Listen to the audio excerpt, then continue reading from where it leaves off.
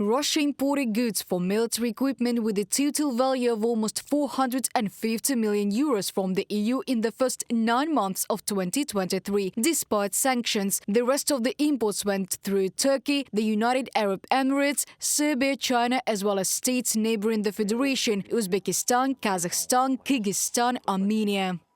While data show that EU's direct official trade with Russia in sensitive goods collapsed after the full-scale war began, exports of those goods from the bloc to third countries surged to fill the gap completely. Subsidiaries and subcontractors of some European firms operating abroad are producing sanctioned items and exporting them to Russia through intermediaries in middle countries. From the Bloomberg agency publication.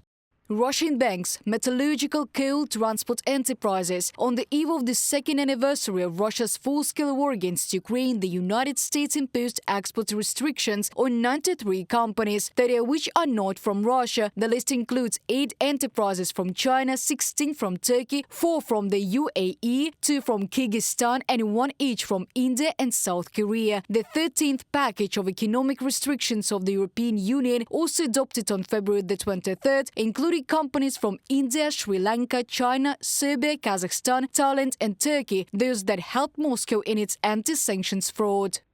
Это будет эффект домино. It will be a domino effect. Other companies that are currently cooperating with Russia, circumventing sanctions, will try to curtail this activity as quickly as possible. This will be approximately what is happening now with the banks of China. As soon as the Americans announced that they would begin to punish banks for conducting financial transactions with prohibited goods with Russia, Chinese banks immediately began to close accounts. Washington's warning came in December 2023, despite the fact that the United States has never resorted to using the new decree imposing sanctions against foreign financial institutions. The warning bore fruit. Financial flows between Russia and countries such as Turkey, the United Arab Emirates and Kazakhstan have declined. This is evidenced by financial reports at the disposal of the US Treasury.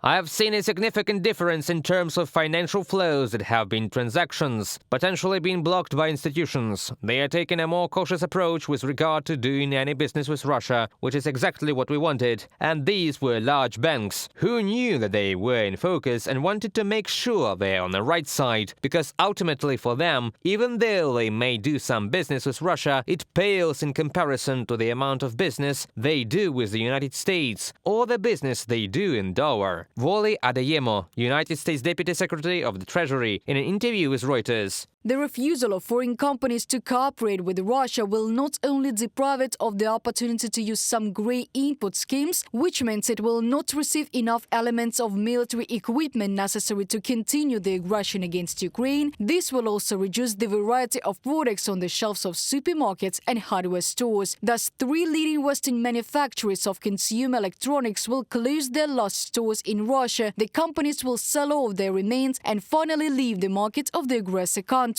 There will be no new supplies due to sanctions. In total, due to economic restrictions, Russia has lost $400 billion, said Prime Minister of Ukraine Denis Shmyhal. In terms of potential exports, the Federation is short by $170 billion. Reported by Diana Kolesnik, Valeria Nekipelova, UATV News.